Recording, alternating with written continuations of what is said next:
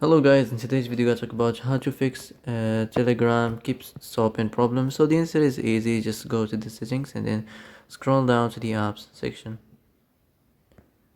And then go to the search and search Telegram. And then go to the storage. Here you will find this clear cache option, click on it. Now you can go check it if it worked, and if it didn't you can try to restart your phone or turn the Wi-Fi off and on or the Bluetooth off and on. Also you can try to clear data, but be careful. If you clear data, all the Telegram's data will be deleted. This includes all files, the settings, the accounts, the databases, etc. So be careful if you wanna clear your data.